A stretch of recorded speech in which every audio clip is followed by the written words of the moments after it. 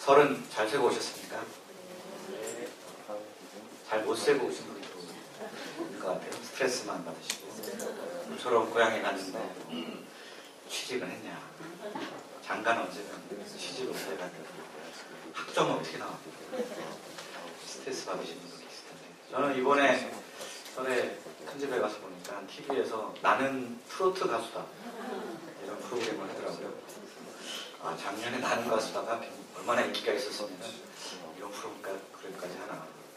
보니까 나는 트로트 가수다가 있는 게 아니고 나도 가수다, 나름 가수다. 저희도 작년 감사절 때 나는 CCM 가수다 하지 않았습니까? 이게 UBFO 한국 본부 홈페이지에 소식이 올라와 있습니다. 우리 기도사모님 부른 그 녹음 파일, 그것도 같이 업로드되어 있어요. 다른 게시물에 비해서 엄청난 조회수를 자랑하고 있습니다. 기도사모님이 유명 인사입니다.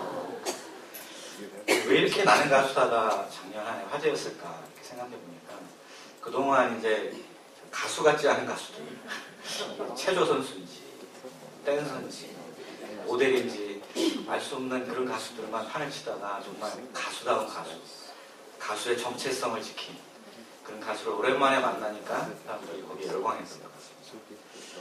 우리도 참 정체성이 중요한 것 같습니다. 우리의 정체성은 뭐죠? 목자. 나는 목자다. 목자 아닙니까? 너무 이 정체성이 강하다 보니까 저는 회사에서 이제 가끔 부장님한테 목자님, 여사원한테 자리님 뭐라고? 이런 적이 여러 번 있습니다. 아마 저만 그런 거 아닐 겁니다. 우리가 좀 힘들더라도 우리의 정체성, 이 목자의 정체성을 잘 지켜나가면 언젠가 주님께서 빛난 면류관을 씌워주실 것을 믿습니다. 오늘 말씀의 제목은 사울을 왕으로 세우신 하나님입니다. 요절은 사무엘상 12장 14절과 15절입니다. 함께 읽어보겠습니다. 시작. 너희가 만일 여호와를 경외하여 그를 섬기며 그의 목소리를 듣고 여호와의 명령을 거역하지 아니하며 또 너희와 너희를 다스리는 왕이 너희의 하나님 여호와를 따르면 좋겠지만, 너희가 만일 여호와의 목소리를 듣지 아니하고 여호와의 명령을 거역하면 여호와의 손이 너희의 조상들을 치신 것 같이 너희를 치실 것이라. 기도하겠습니다. 살아계시고 거룩하신 아버지 하나님, 저 높고 높은 보좌 위에서 우리를 공평과 정의와 진실과 인애와 자비로 지금도 다스리시고 계시는 주님의 이름을 높여 찬양드립니다. 아버지 하나님, 우리 속에 참 하나님의 이 다스리심을 받지 아니하고 자기 마음대로 하고 또 우상을 섬기고자 하는 죄악된 본성을 회개하게 도와주시고, 오직 하나님 한 분의 다스리심을 받는 복된 주의 백성 되게 하여 주시기를 간절히 기도합니다. 아멘. 아버지께서 이 시간 이 말씀 가운데 성령으로 임재하셔서 온전히 주님의 뜻과 마음을 드러내어 주시기를 간절히 기도합니다. 예수님의 이름으로 기도합니다. 오늘 말씀은 하나님께서 이스라엘의 왕정 제도를 도입하시고 초대왕으로 사울을 세우신 이야기입니다. 여기서 한 가지 질문을 던져보겠습니다. 왕정 제도는 나쁜 것일까요? 좋은 것일까요? 나쁘다고 생각하십니까? 좋다고 생각하십니까? 답하기가 어려우시죠? 그러면 사울은 좋은 사람일까요? 나쁜 사람일까요? 좋은 사람이라고 생각하십니까? 나쁜 사람이다. 원래 이게 이 질문이 참 어려운 질문입니다. 대답하기가 참 애매한 질문입니다. 애매한 것을 정해주는 남자. 애정남에게 물어보면 답을 줄 수 있을까요? 아마 애정남도 확실하게 말하기가 참 어려울 것입니다. 어떤 입장과 기준에서 보느냐에 따라서 좋게 보이기도 하고 나쁘게 보이기도 합니다. 원래 어떤 제도든 사람이든지 평가하는 것 자체가 흑과 백을 명확하게 가르기가 쉽지 않고 애매한 영역에 속해 있습니다. 그렇다고 선악을 판단할 기준이 없느냐 하면 그렇지 않습니다. 그 기준은 하나님과 어떻게 관계성을 맺고 있느냐 하는 것입니다. 하나님을 섬기는 제도와 하나님을 섬기는 사람은 선한 것입니다. 하나님을 버리고 거스르는 제도와 사람은 악한 것입니다. 이 정도면 제가 애정란보다 더 명쾌하게 정해드렸죠. 어떤 제도나 사람이든지 하나님 앞에서 중심이 바로 서게 되면 하나님께서 반드시 축복하십니다.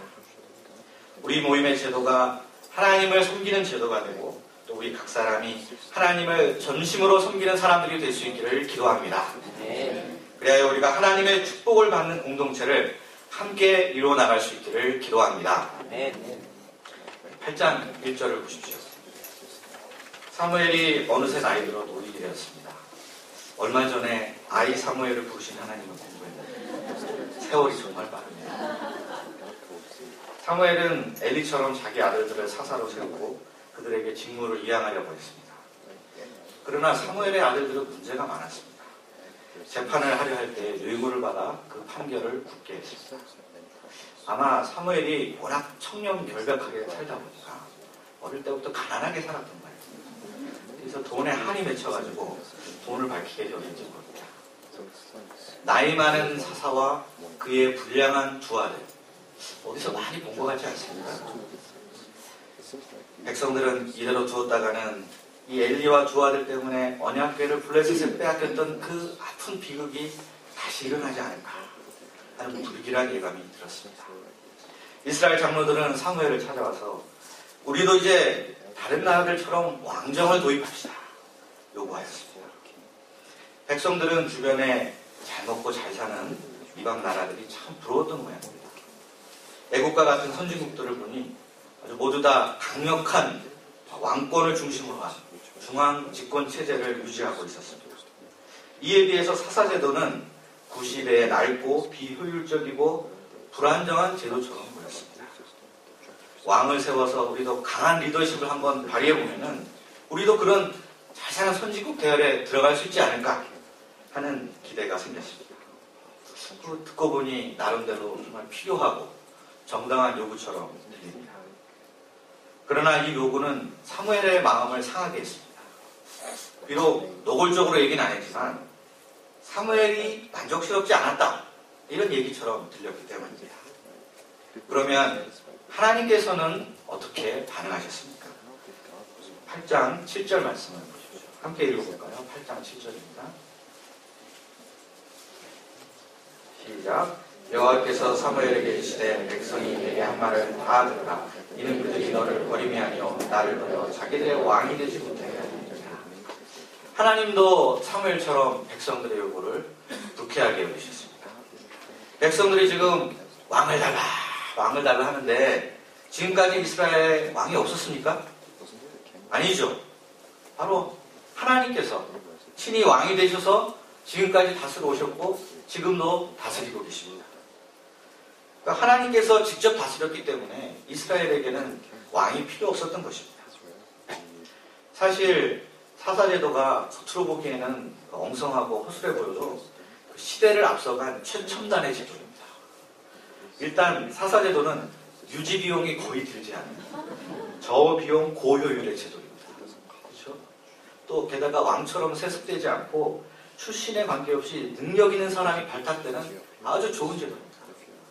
입다 같은 사람 보면은 비류라고 그랬거든요. 비류. 불량한 어디서 막 굴러다니는 이런 사람이었는데 그런 사람도 사사가 됩니다. 실력만 있으면.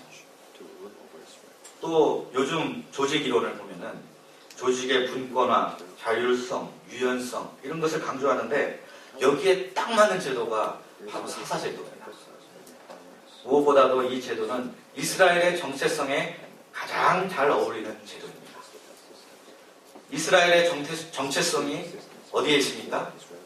어디에 있죠? 있죠. 출애굽기 19장 6절 말씀에 있는 대로 너희가 내게 대하여 제사장 나라가 되며 거룩한 백성이 되리라. 여기에 정체성이 있습니다. 제사장 나라 거룩한 백성이야말로 이스라엘의 영광이고 자부심이고 정체성입니다. 거룩하시고 완전하신 하나님께서 직접 통치하시는 이 세상의 유일한 나라. 와, 이렇게 세상에서 특별하고 존귀하고 복받은 나라가 어디 있습니까? 그들은 제사장 나라이기 때문에 오히려 다른 나라들이 이 나라를 부러워하고 이 나라를 따라오도록 그렇게 만들어야 됩니다. 그런데 지금 어떻습니까? 오히려 다른 나라들을 부러워하고 그 나라의 길을 우리도 따라가겠다. 이렇게 하고 말하고 있습니다. 이 말은 곧 하나님의 다스리심을 받기 싫습니다. 저는 차라리 우리는 사람의 다스리심을 받는 게 낫습니다. 이런 말을 하는 것입니다.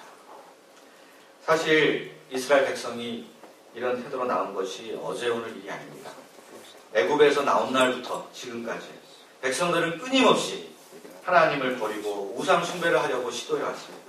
이번 일도 그런 불신과 반역의 역사의 연장선상에 놓여있는 일입니다. 우리도 세상 사람들이 부러울 때가 간혹 있지 않습니까? 오랜만에 설날 고향에 갔더니 친구나 사촌 형이 외제 승용차를 떡하니 타고 와서 세뱃돈으로 5만원권을 그냥 하고 거침없이 뿌리는 그런 모습을 볼 때 보고 있자니 참 씁쓸합니다. 옛날에는 나보다 별로 잘난 것도 없었고 좀 나보다 찌질해 보였는데 아니 저렇게 성공하는 동안 난 뭐가 했나 이런 생각이 듭니다. 말씀 공부하고 소감 쓰고 기도하고 제자 양성하는 일이 다 부질없어 보이고 나도 저 사람들처럼 부동산이다 증권이다 이런 거 좀 쫓아다녀야 되지 않을까 하는 생각이 들기도 합니다. 그러나 우리 한번 생각해 봅시다. 우리가 누굽니까? 목자죠. 우리의 정체성이 무엇입니까? 왕같은 제사장, 거룩한 백성이죠. 우리는 제사장보다도 위대하고 왕보다도 존귀한 왕같은 제사장들입니다. 살아계신 하나님의 동역자들이고 하나님의 친구입니다. 그들이 우리를 부러워야지 왜 우리가 세상 사람들을 부러워야 됩니까? 우리는 주구나서나 말씀을 붙들고 양들을 숨길 사람으로 부르심을 받았습니다. 우리가 언제 가장 행복합니까? 우리는 말씀에서 은혜 받을 때 그리고 양들이 살아나고 성장하는 모습을 볼 때 제일 행복합니다. 우리는 그렇게 마음속에 새겨져 있습니다. 이미 여기서 벗어날 수가 없습니다. 아무리 좋아 보여도 우리의 정체성에 맞지 않는 것에 더 이상 미련을 줄 필요가 없습니다. 그렇지 않으면 슬그머니 들어온 이 세상의 것들이 우리를 결과적으로 타락과 배교의 길로 이끌어가고 말 것입니다. 우리가 화려한 이 세상의 겉모습에 휘둘리지 않고 제사장 나라 거룩한 백성의 정체성을 굳게 지키며 살 수 있기를 기도합니다. 그렇다면 하나님은 당연히 왕을 달라 하는 백성들의 요구를 거절하셨겠죠? 근데 그렇지 않습니다. 하나님은 사무엘에게 백성들이 내게 한 말을 다 들으라고 하셨습니다. 참 이상하죠? 아니 하나님은 기뻐하지도 않으시면서 왜 허락을 해주셨을까요? 어쩔 수 없어서 소극적으로 타협하신 것일까요? 그러나 하나님께서 이후에 적극적으로 나서서 왕을 세우시는 모습을 보면 또 그것도 아닌 것 같습니다. 그렇다면 여기에는 어떤 뜻이 있을까요? 첫째로 하나님은 왕을 세우셔 백성들을 훈련하시고자 하셨습니다. 제 막내딸이 자꾸 이렇게 뜨거운 냄비를 만지려고 보채는 그런 때가 있었습니다. 안 된다고 아무리 얘기를 해도 계속 만지겠다고 보채길래 제가 오늘은 안 되겠다. 그래가지고 살짝 만지도록 했어요. 그랬더니 아시겠죠? 그 다음 어떻게 되는지. 그 다음부터는 제가 막 손을 잡아가지고 만져라 이렇게 해서 절대 만지지 않습니다. 이처럼 하나님은 이스라엘 백성들에게 왕정의 뜨거운 맛을 잘못을 스스로 깨닫도록 하고자 하셨습니다. 11절부터 18절 보면 왕정의 뜨거운 맛, 쓴맛을 미리 경고하시는 내용입니다. 여기에 가장 빈번하게 등장하는 단어가 영어 성경에 보면은 take, 가져가다 라는 동사입니다. 영어 성경 보세요. 맨 저기 전부 take로 시작합니다.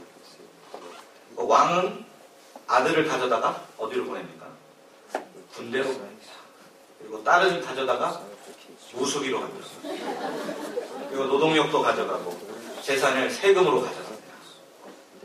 지금까지 하나님은 뭐든지 자기 백성들에게 다 베풀어 주시는 왕이었습니다. 근데 사람 왕은 뭐든지 자기 백성에게서 가져가 버리는 빼앗는 왕입니다. 한때 바로의 노예였다가 해방된 이스라엘에게 자유는 하나님의 백성임을 나타내는 가장 뚜렷한 표지였습니다. 그러나 이제 왕이 등장하면 그들은 사람의 종이 될 수밖에 없습니다.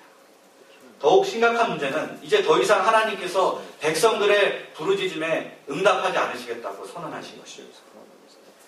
너희가 왕을 달라고 했으니까 문제가 생기면 왕한테 가서 얘기해봐. 이렇게 하시겠다는 말씀. 그러면 그 왕이 하나님이 하셨던 것처럼 이스라엘 백성들을 구원해 줄 수 있겠습니까? 구원해 주기는커녕 왕은 오히려 백성들에게 늘 근심거리와 걱정거리가 될 것입니다. 이후에 정말 이 백성들이 이스라엘의 악한 왕들 때문에 얼마나 많은 고생을 했는지 모릅니다. 하나님은 이렇게 우리가 마구잡이로 막 때를 쓰면은 간혹 들어주시는 경우가 있습니다. 안 들어주시면 저 삐뚤어질 거예요. 그러면 들어주십니다. 그러나 하나님 들어주셨다고 마냥 좋아할 일이 아닙니다. 하나님은 바로 그 일을 꼬투리로 해서 우리를 강하게 훈련하십니다. 우리는 뜨거운 맛을 보고 나서야 뒤늦게 후회를 합니다. 꼭 그렇게 훈련을 받아야만 받고 깨달아서야 이제 고치면 너무 미련하지 않습니다. 하나님이 좋지 않다고 하신 것은 정말 좋지 않은 것입니다. 경험해보지 않았어도 그냥 말씀 그대로 믿으면 됩니다. 말씀을 믿지 않고 고집을 부려봐야 돌아오는 것은 쓰디쓴 고생과 후회밖에 없습니다. 우리가 하나님의 뜻을 거슬려 때를 쓰고 고집을 피우는 어리석은 자가 되지 않기를 기도합니다. 내 생각보다 하나님의 생각에 순종하는 지혜로운 자가 될 수 있기를 기도합니다. 둘째로 하나님은 왕을 세우시되 이방 왕들과는 다른 새로운 왕의 모델을 세우고자 하셨습니다. 신명기 17장 14절부터 20절까지 보면은 하나님은 만약 너희가 왕을 세워야 되겠다 하는 생각이 들거든 반드시 하나님이 택하신 자를 왕으로 세우고 또 왕은 평생 말씀을 가까이 하고 그 말씀을 지켜 행하라는 계명을 주셨습니다. 그러니까 하나님께서는 이미 아주 오래전에 백성들이 앞으로 왕을 언젠가는 구할 것이다 하는 것을 다 알고 계셨습니다. 하나님은 그 요구를 수용하시되 이스라엘의 왕은 이방의 왕들과는 달라야 한다 이렇게 분명하게 못을 박으셨습니다. 어떻게 달라야 될까요? 이방 왕들은 스스로를 사실상 신의 위치에 올려놓고 절대 권력을 휘둘렀습니다. 그러나 이스라엘의 왕은 반드시 하나님께서 택하신 왕이어야 합니다. 또한 왕의 마음대로 하는 것이 아니고 하나님의 법도대로 다스리고 또 늘 하나님의 말씀에 순종하는 왕이어야 합니다. 이런 왕이 하나님의 대리자가 되어서 백성들을 통치한다면 그 왕의 제도 그 자체가 무슨 문제가 되겠습니다. 9장부터 11장까지는 하나님께서 택하신 자를 이스라엘의 초대왕으로 세우시는 이야기입니다. 하나님께서 택하신 자의 이름은 사울이었습니다. 사울은 어떤 사람이었습니까? 사울은 베냐민 지파에 속한 유력한 사람인 기스의 아들이었습니다. 유력하다는 말은 부자란 뜻입니다. 또 현손까지 족보가 나온 것을 보면은 뼈대 있는 집안 출신입니다. 뿐만 아니라 사울은 이스라엘에 사울보다 더 잘생긴 남자를 찾을래야 찾을 수 없는 극상품의 미남자였습니다. 게다가 키도 훤칠하게 커서 남들보다 어깨 위로 머리가 하나씩 더 있는 그런 사람이었습니다. 우리 중에는 이런 분이 있을까요? 박준길 목사님, 정인성 목사님 좀 비슷하지 않을까요? 별로 인정할 수 없다. 뭐 인정하든 안 하든 그렇게 잘생기고 키가 큰 마치 이제 조인성 이런 스타일의 남자였다는 것입니다. 이런 조건을 다 갖춘 남자는 되게 겉멋만 들어서 인성은 아주 꽝인 경우가 많은데 사울은 그렇지 않았습니다. 아버지의 이른 나기를 찾아 전국을 찾아다닐 정도로 책임감이 강하고 성실했습니다. 또 중도의 아버지가 걱정하실까봐 다시 돌아가자 하는 것을 보면 또 효성이 지극합니다. 또 일개 사원의 말을 듣고 하나님의 사람을 찾아가야 되겠다. 이렇게 자기 생각을 고친 것을 보면 또 겸손함도 엿볼 수가 있어요. 하나님의 사람에게 반드시 예물을 들고 가야 된다 한 걸 보면 또 예의가 바른 청년임을 알 수 있습니다. 정말 여러 가지 면에서 저하고는 다릅니다. 하나님께서는 왜 이런 엄마 친구 아들 같은 사울을 왕으로 택하셨을까요? 그러면 그냥 엄마 아들인 우리는 지도자가 될 자격이 없는 거죠.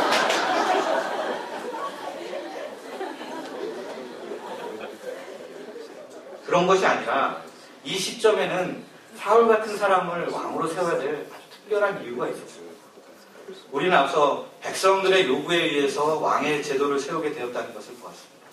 그렇다면 그 왕도 백성들의 요구에 어느 정도 부합하는 그런 왕을 세워야 되지 않겠습니까? 12장 13절에 보면 사울을 가리켜서 너희가 구한 왕, 너희가 택하는 왕이다 하는 표현이 나옵니다. 백성들은 열왕들 사이에 어디에 내놓아도 꿀리지 않는 국격을 높여주는 그런 왕을 기대하고 있었던 것입니다. 하나님께서는 이 왕 요구를 들어줄 바에야 아무 원망이나 불평이 없도록 이런 기대까지도 다 고려하셔서 아주 섬세하게 왕을 세우셨습니다. 그러나 하나님께서 세우신 지도자는 조건이나 인간 기초만으로 되는 것은 아닙니다. 하나님의 사람은 무엇보다도 믿음의 사람이어야 하고 영적인 사람이어야 합니다. 사울은 이런 점에서 보면 아주 부족함이 많았습니다. 하나님은 이런 사울을 어떻게 도와주셨습니까? 첫째, 하나님은 사울에게 분명한 소명의식을 갖도록 도와주셨습니다.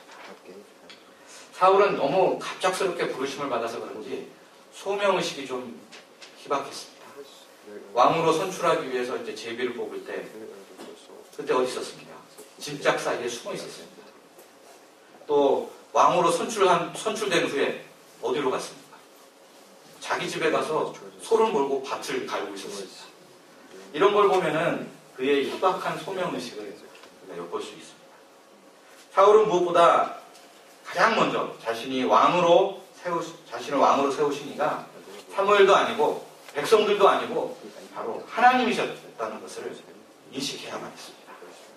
이를 위해서 하나님은 여러 가지 아주 복잡하고 정교한 장치들을 사용하셨습니다. 이 모든 일은 암나기 가출 사건으로부터 시작됐습니다.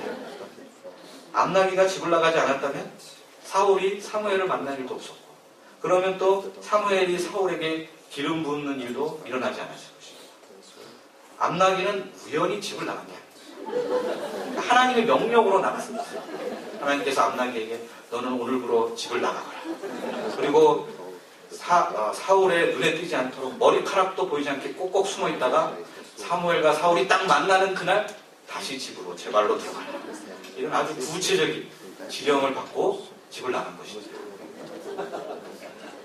또 사울이 기름 부음을 받은 후에 사무엘은 그에게 세 가지 징표가 나타날 것을 예언했습니다.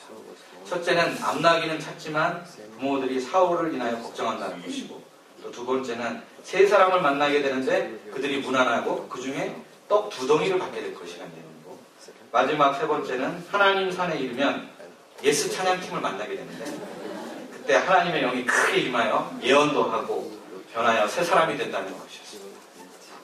이 예언들이 정말 얼마나 구체적인지 정말로 이루어졌을 때 사울은 이것이 하나님의 부르심이구나 하는 것을 믿지 않을래야 믿지 않을 수가 없었습니다.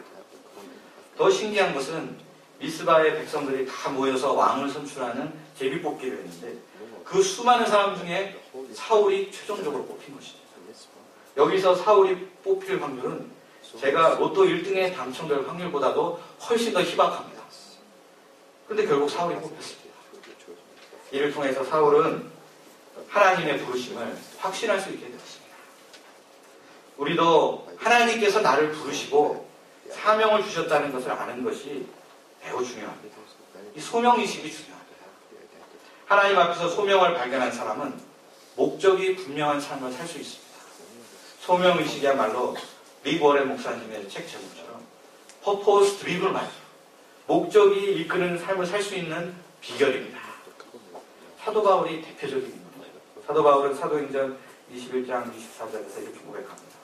나의 달려갈 길과 주 예수께 받은 사명, 곧 하나님의 은혜의 복음 증거하는 일을 마치려 하면은 나의 생명은 조금 더 귀한 것으로 여기지 아니하노라. 바울에게는 사느냐 죽느냐 하는 그런 문제보다도 더 중요한 문제가 있었습니다. 그것은 바로 하나님께로부터 받은 이 사명, 이것을 완수하는 것이었습니다. 그러면 이렇게 중요한 부르심의 확신을 우리는 어디서 얻을 수 있을까? 하나님께서 나에게 직접 음성으로 들려주시든지 아니면 꿈속에서 뭔가를 보든지 이런 그 신비한 체험을 해야 할까요? 그렇지 않습니다. 사울의 경우를 보면 하나님께서 일상 속에서 일어나는 지극히 평범한 작은 일들을 통해서 그에게 부르심의 확신을 갖게 해주시는 것을 볼 수 있습니다. 우연 속에 필연이 들어있습니다. 내가 UBF 목자님을 만나 성경 공부를 하다가 예수님을 만난 게 이게 우연일까요? 이거 우연이 아닙니다. 수많은 가지수가 있는데 하나님 날 구원하시려면 여러 가지 방법이 있는데 왜 하필 이렇게 이런 식으로 구원하셨을까요? 이걸 잘 생각해 보면은 내 소명이 어디에 있는지를 발견할 수 있습니다. 우연히 듯 보이는 작은 일들도 스쳐보내지 않고 기도하는 가운데 묵상해 보십시오. 그럼 그 속에 하나님의 부르심이 있습니다.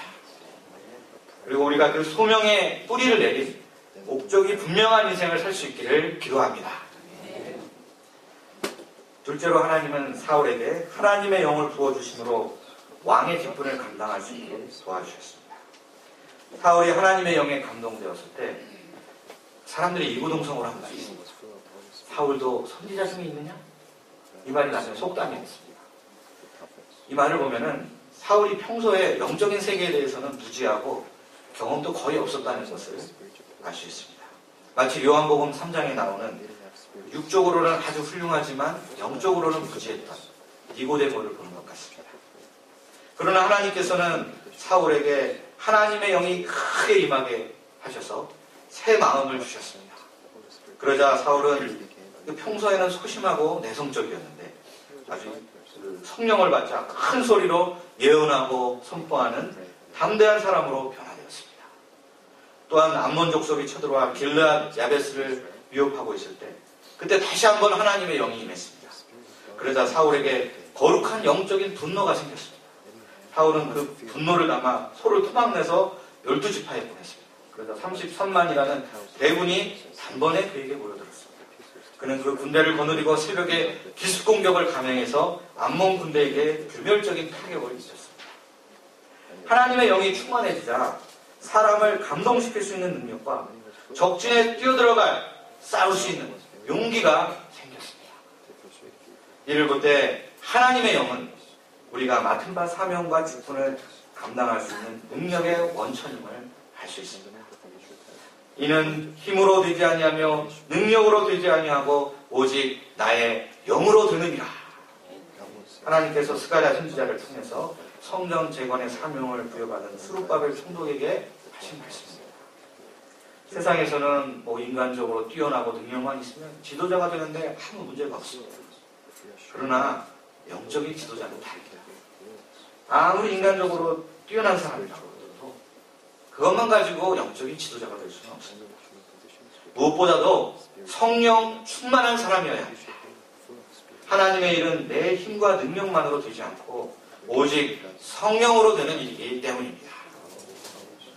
우리 안암일부의 학생 목자님들을 보면 하나같이 다 사울 못지않게 지도자로서의 기초와 조건을 다 갖추고 계신 분들입니다. 학생회를 보면은 미남 미녀들밖에 없습니다. 그렇죠? 또 하나같이 영어를 굉장히 잘해요. 에이프릴 목자님 왔는데 우리 학사 목자님은 에이프릴 목자님인데 딱 나타나면 갑자기 뒷걸음질을 치고 고개를 푹 숙이고 지나가는데 우리 학생의 목자님들은 가서 막 대화를 하고 얘기를 하고 아주 친근하게 다가가고 영어도 잘하고 또 일단 또 학점은 4.0을 깔고 들어가고 인간성도 좋습니다. 그러나 이것만으로 영적인 지도자가 되지는 못합니다.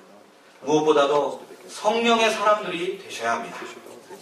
영적인 세계를 보고 성령의 인도하심에 민감하고 성령 충만한 그런 담대한 믿음의 사람들이 되어야 합니다. 이를 위해서는 말씀 공부를 열심히 해야 되지만 또 기도를 배우셔야 됩니다. 사울도 한때 이렇게 성령을 받았지만 후에는 기도를 하지 않자 그 성령이 그에게서 떠나가고 말았습니다. 학생의 목사님들이 올 한해 기도를 배우시고 늘 성령이 충만한 그런 영적인 리더들로 성장할 수 있기를 기도합니다. 12장에서 사무엘은 왕을 세운 후에 고별 메시지를 전했습니다. 고별 메시지의 전반부는 사무엘이 자신과 하나님을 변호하고 왕을 구한 백성들의 죄악을 고발하고 있습니다. 여기에 또 마른 하늘에 갑자기 날벼락이 치고 번개에 폭우가 쏟아지는 이변까지 곁들여지자 백성들은 크게 두려워했습니다. 보통 어떤 사람이 고별사를 남길 때는 어떡합니까? 지금까지 도와주셔서 감사합니다. 그러면서 이렇게 서로 좋은 덕담을 주고받으면서 마칩니다. 그러나 사무엘의 고별사는 굉장히 살벌합니다. 왜 그렇게 했을까요? 사무엘도 화기애애한 분위기 가운데 퇴장하고 싶지 않았겠습니까? 그러나 사무엘은 왕을 구하는 것에 나타난 백성들의 불신과 반역을 분명하게 짚고 넘어가지 않을 수가 없었기 때문입니다. 백성들은 자신의 요구대로 하나님께서 왕도 세워주시고 또 자기 입맛에 딱 들어맞는 그런 왕을 세워주시니까 어떤 생각을 했겠습니까? 왕을 구하기 참 잘했다. 우리가 옳았다. 사무엘이 틀렸다. 이런 생각을 할 수도 있지 않겠습니까? 사무엘은 이런 분위기에 브레이크를 걸고 진실을 바라보고 죄를 회개하도록 도와주셨습니다.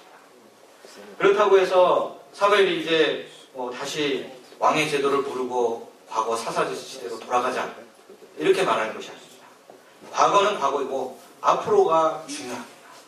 왕이 있다고 해서 그들의 장래가 보장되는 것이 아닙니다. 반대로 또 왕이 있다고 해서 꼭 망하는 법도 없습니다. 그들의 미래는 왕의 존재 여부나 그들의 능력과는 상관이 없습니다. 그들의 장래는 하나님께 대한 자세에 따라 결정되는 것입니다.